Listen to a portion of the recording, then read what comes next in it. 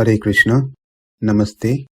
Chapter 15 is entitled as Purushottama Vidya, Purushottama Yogam.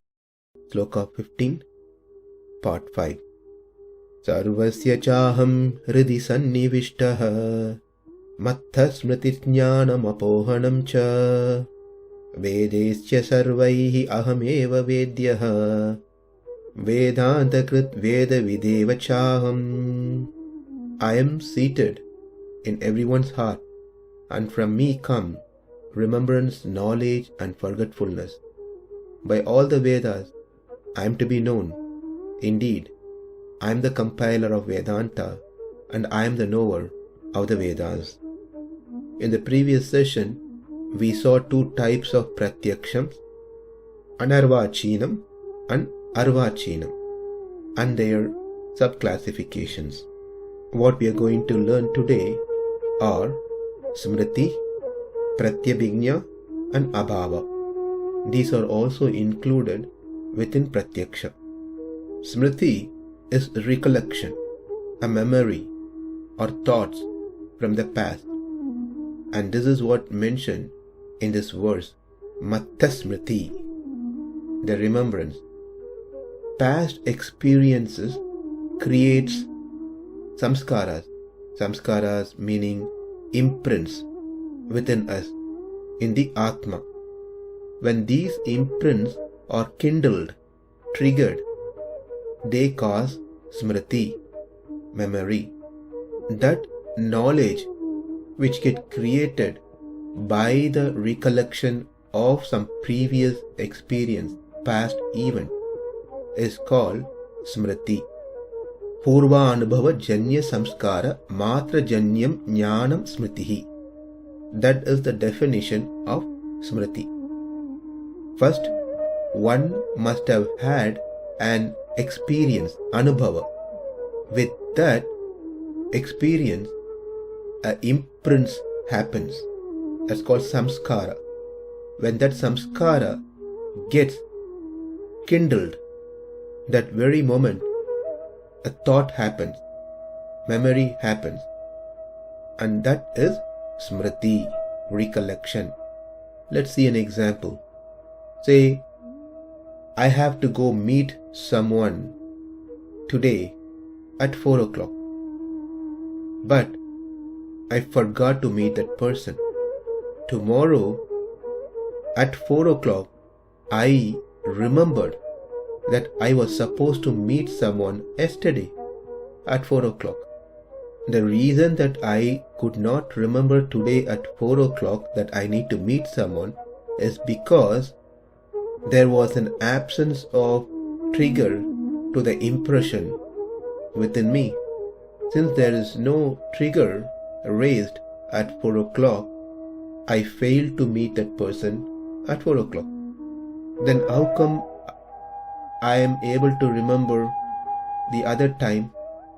Because of the triggering of imprints happened, which did not happen today.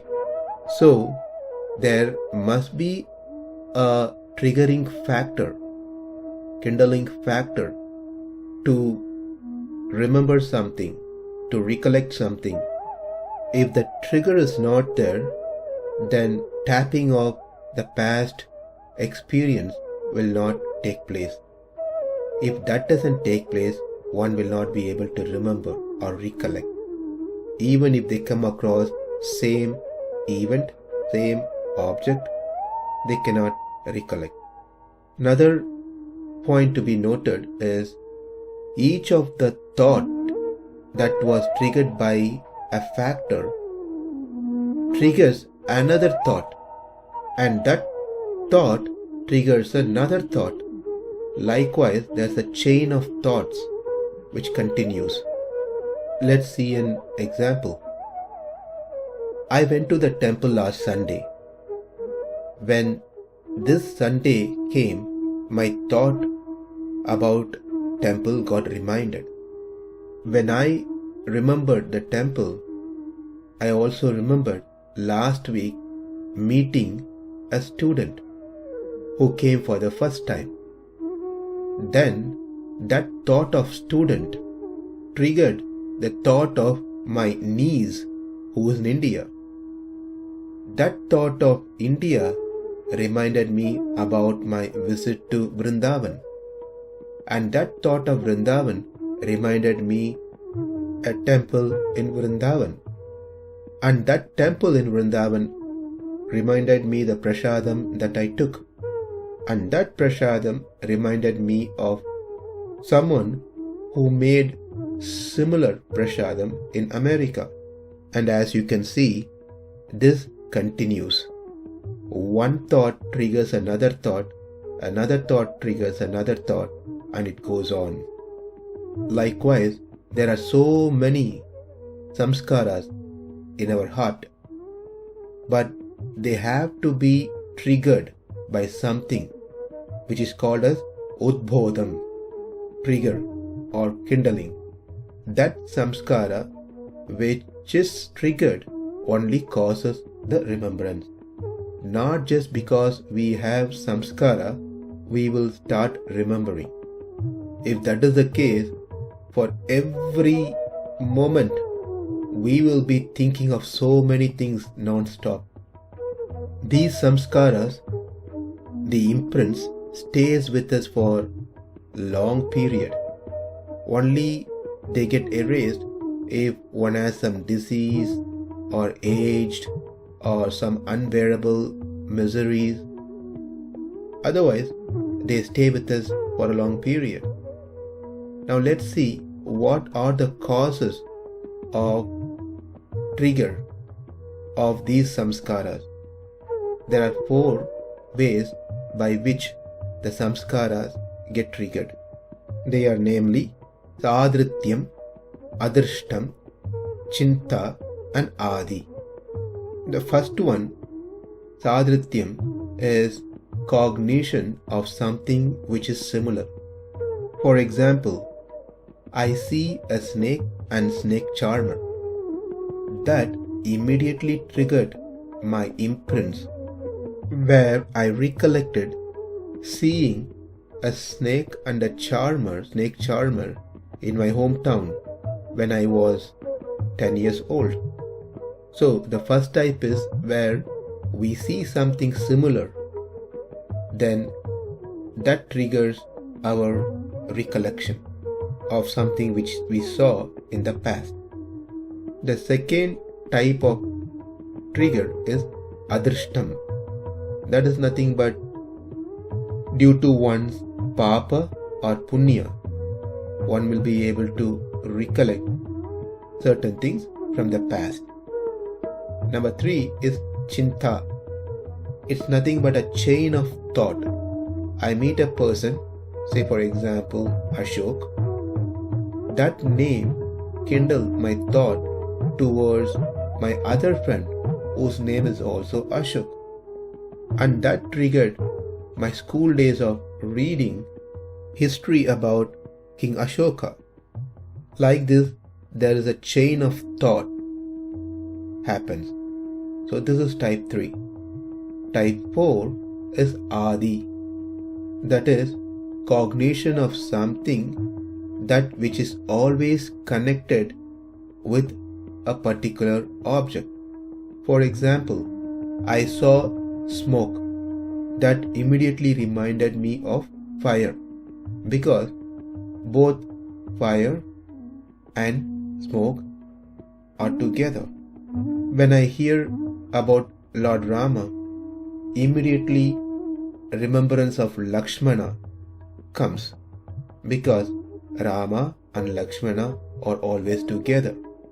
So these are the 4 types by which one's imprints, samskara, get kindled, and that becomes as recollection, remembrance, memory, called smṛtir, which is considered to be a part of pratyaksha, instead of considering smṛtir to be a separate pramana. There is no need to consider that as a separate pramana. It is included within pratyaksha. The second one, which is also part of pratyaksha, is pratyabhijñā.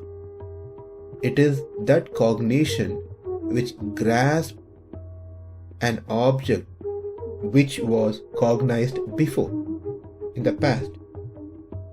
Of course, there is a difference between smṛti and pratyabhijñā. The difference is, in smṛti, the object that we are seeing now is just a representative of the previous object that we saw, which is similar. It is not necessary to have the same object to recollect. Whereas in the case of pratyabhijñā, it has to be the same object.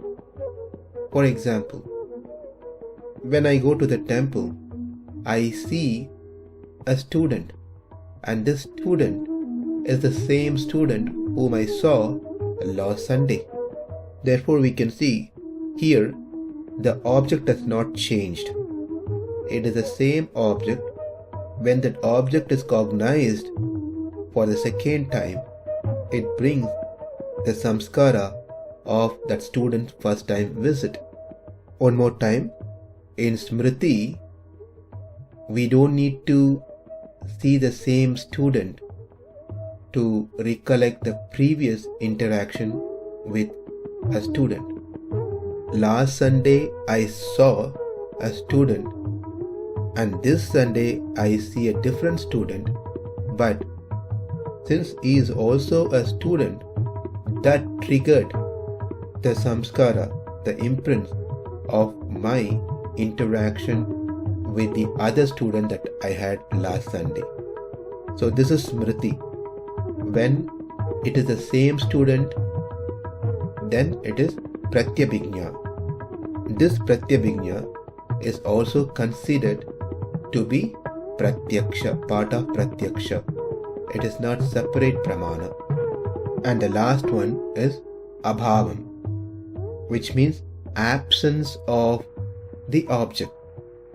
This is also caused by the senses. There is nothing called non-existence. What it means when we say absence of the object is presence of another object. This may be confusing, but certainly understandable with little more concentration. When we say destruction of an object, it means the object from its current form changed into another form. That is called destruction. Whereas creation means that which was destroyed takes another form, and that is creation. So abhava means it is not a separate entity, but in fact just the existence of another entity. Destruction of a gold bangle is nothing but the creation of a golden coin. Destruction of a golden coin is nothing but the creation of a golden ring, and so forth. Therefore, grasping an abhava just means grasping a different entity. When I see the golden ring, it includes the absence of golden coin from which the golden ring was made. That absence is grasped through the senses only, and so cognition of abhava is also included in pratyaksha self. In other words, it is nothing but the knowledge of absence of something is called abhava.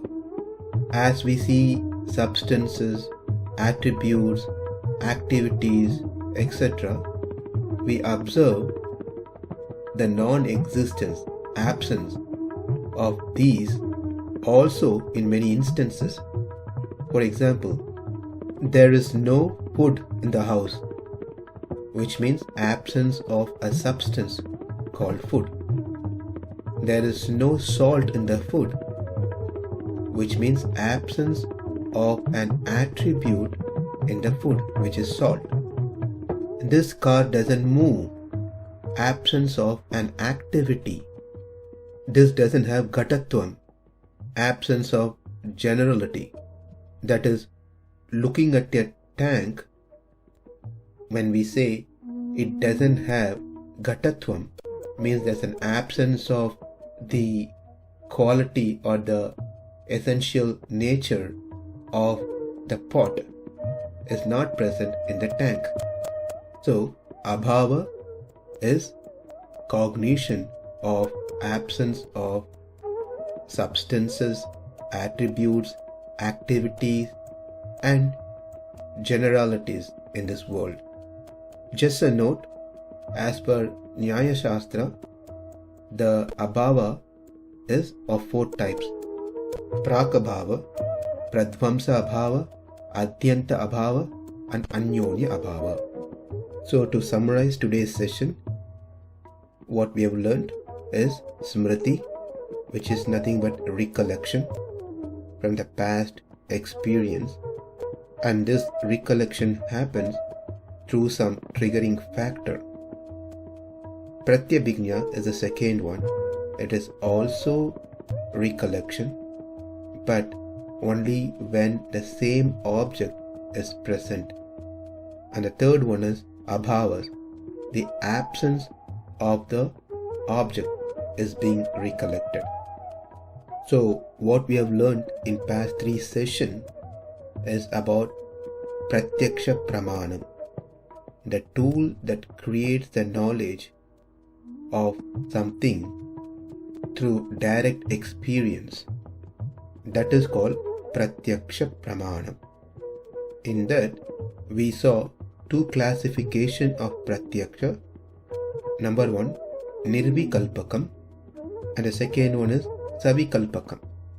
Nirvikalpakam is cognizing an object and its attributes alone, whereas savikalpakam is also cognizing an object with its attributes, that these attributes that I am seeing now in this object is also present in the one that I saw earlier. That is called savikalpakam.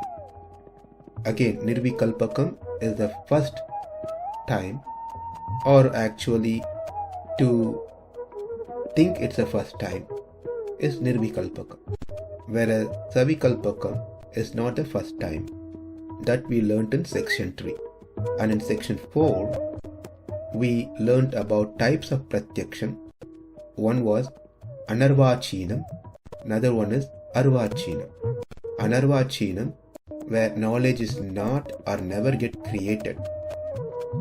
That is of muktatma, nityatma and paramatma. Arvachinam is where the knowledge get created, and that happens to the conditioned soul called baddhatmas. Of arvachinam, there are 2 types: indriya sapeksham, and the second one is indriya nirapeksham. Indriya sapeksham means for this pratyaksham, it requires the senses to know the things, whereas indriya nirapeksham, the senses are not required to know things. And within indriya nirapeksham, we saw sub-classification of 2. One is swayam siddha, another one is divyam. Swayam siddham is that which is attained by one's own effort by practice of yoga. They don't require senses to cognize things. Without senses, they will be able to cognize. But they got this through their practice, vigorous practice of yoga. Whereas the second subtype of indriya nirapeksham is divyam, that which is bestowed by the Supreme Lord, like in the case of Arjuna, like in the case of Sanjaya. And in the 5th session, that is today's session, we learned about smṛtir, pratyabhijñā and abhava. Smṛtir is recollection of past things. Pratyabhijñā is also same like smṛtir, but the difference is that the same object is present for one to recollect the past. Whereas abhava means absence of the object.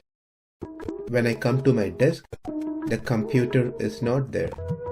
That absence of computer is also an cognition known as abhava, which is also part of pratyaksha.